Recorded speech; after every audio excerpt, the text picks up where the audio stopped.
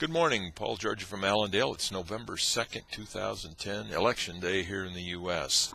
The dollar is impacting all calls here this morning. The dollar down 55 points, making new lows, and if it would close at these levels, it would be a new low close and probably activate some more sell stops here on the downside. But we got a long session ahead of us.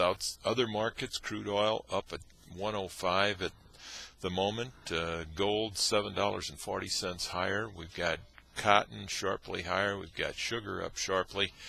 Grains are all higher here this morning, and the livestock market's higher. So we've got a macro buying here because of the weakness in the dollar. The quantitative easing is from the Fed is expected to be announced tomorrow. How many dollars are they going to infuse into the system? It looks like somewhere in that 500 billion is kind of the average estimate at this point in time, with very extreme estimates, everywhere from 100 billion to $1 trillion. So those are things that are going to affect us here, but probably affect the dollar first, and that will give us a clue on what kind of direction this market and the grain markets may move in. Corn market had a big sell-off yesterday, a mini flash crash is what they're calling it.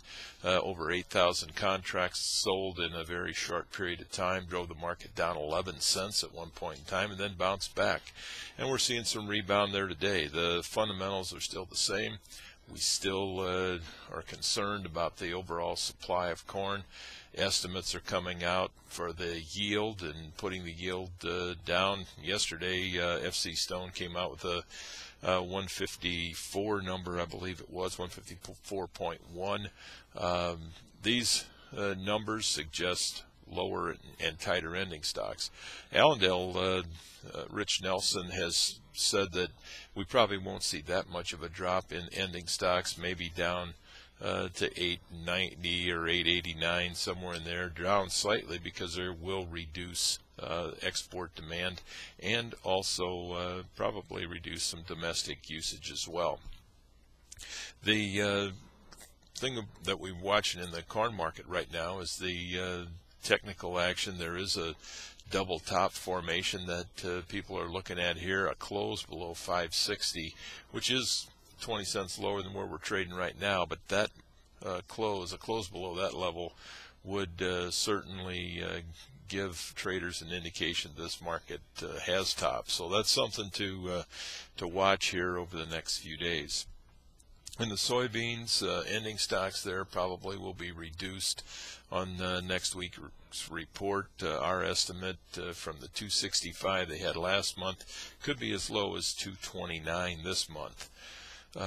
Other news in the soybeans, weather in South America appears to be decent for growing and planting progress down there. There are a few areas that are still dry. Mato Grosso is still a bit dry, but getting some rain and even light amounts, but they are getting some moisture from what we understand.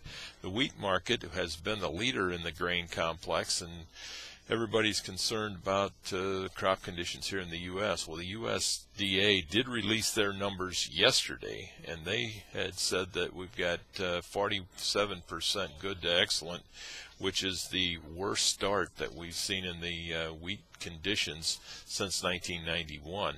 And in the wrap-up comments from yesterday, and also on the Allendale wake-up call here, we've got a chart of what happened in 1991 prices, something for you to take a look at.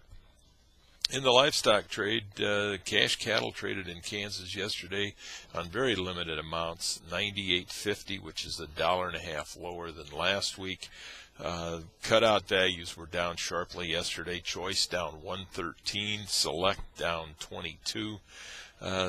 You've got a technical picture on the charts that have held so far. We've went right down to some long-term uptrend support area around this $98 area.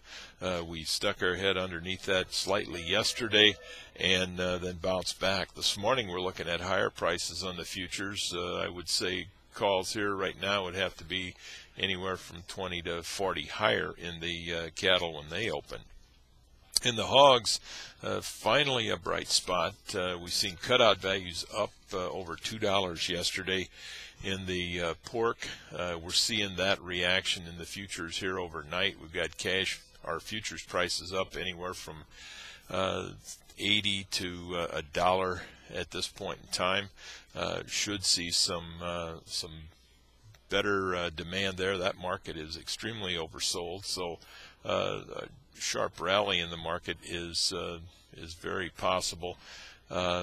We're concerned if this market has made a bottom yet. Packers are still reluctant to pay up for live hogs, but starting to see an improvement in demand. Sow prices are firming up a little bit. Packers are actually showing some interest in them, and it looks like we're going to have a big Saturday slaughter again this week. So those are things that we're watching here this morning. A lot going on in the financial markets, a lot of concern that will impact the overall traders' attitude. So stay in touch with Allendale's research. We'll try to keep you informed the best we can. If you got any questions, give us a call here at Allendale, 800-262-7538. We wish you a very successful trading day. We'll talk to you tomorrow morning.